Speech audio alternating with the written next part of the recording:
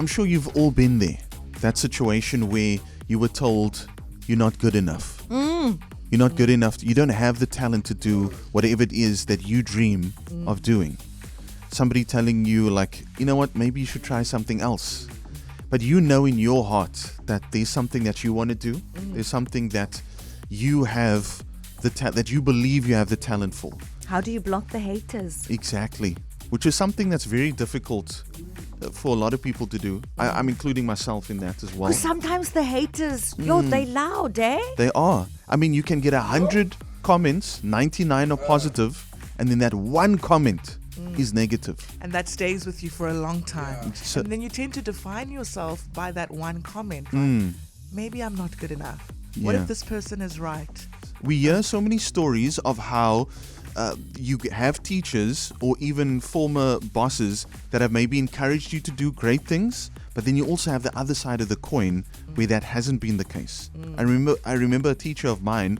I went from one high school to another high school, and I only started there in grade 10, and then she told me, you know what, I see potential in you to be the head prefect when you get to matric. And I was like, what? I just got to the school and there were like thousands of other kids here. And then lo and behold, when I got to matric, so I ended up becoming head prefect. So leadership in you, EB. Of the high school. So special. But also how people can speak life into you with their words or break you down. The other side of the coin is when I started at the very first commercial radio station that I've ever worked at.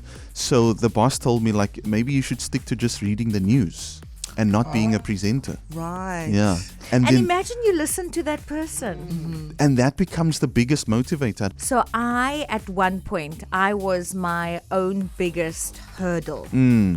I was the one telling myself, I can't do public speaking. I can't. And so that is the person I went for. I'll show you. So you were like your own biggest critic then. I was. And you needed to just get out of your own way. Today, I talk for a living. But back in the day when I did it my first couple of times, my bum would jiggle. That is how nervous I would be whenever I was in front of a crowd. And that pushed me. And every time the jiggle got a little less intense. I'm lucky in that I've had a lot of good motivators in my life where there aren't really any villainous teachers or villainous bosses. And I remember quite distinctly when I was 6 years old, which is why I was so passionate about speaking things into children. I remember when I was 6 years old and we were learning how to read, and I loved to read.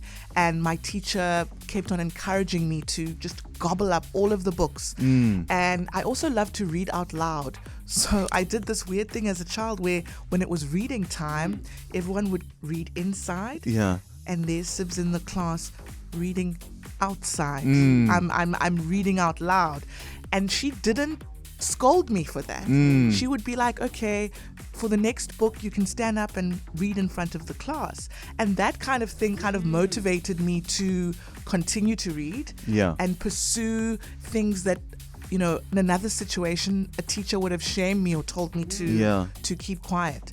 And lo and behold, all of these years later, I read out loud for a living. You get paid for it. I get paid for it, and I get to be on the radio. And it all started with that teacher who encouraged me to read out loud. And so I'm very thankful for them. Amira in Southfield, good morning. So I was a final year medical student at Stellenbosch University, like four years back, yes? And then we did like these mock exams, like papers for exams, and we had to present our cases with our patients to the senior doctors. And this doctor who I presented to, she told me I should just quit now. I'm never going to make it as a doctor. She's like, just stop. I can't. You should just go do something else. Don't do medicine. And then I went home that day. I was like so depressed, and I told my mom, and I spoke to one of my best friends. And I was like, you know what, I'm just going to quit. This lady's like, you're not going to make it. What's the point, you know? And then my best friend spoke to me. She's like, you've made it this far. Obviously, you have some sort of talent. Why are you giving up? And then I motivated myself. I told myself I'm going to prove this woman wrong. Now, 4 years in, I'm a medical doctor. Yeah! Congratulations, man. You chose to listen to the right people who told you you didn't come this far to just come this far.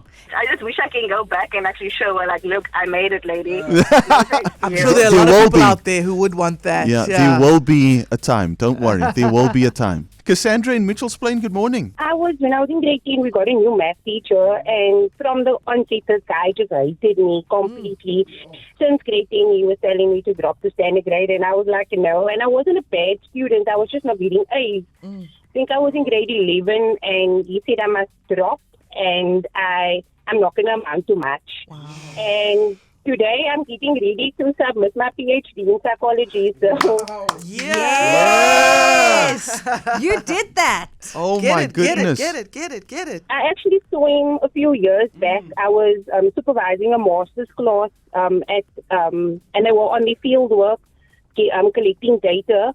I came into the room and I saw him and I got such a shock of my life. And he asked me, what are you doing here? And then he's like, are you one of the students or are you assisting? So I said, no, I'm the supervisor. And his face just dropped. He was like, I don't think he could handle that. Oh, Cassandra, that is amazing that you didn't listen. Yeah. That was the biggest motivator for you. You carried on and you made a success of yourself. Well done. Kfm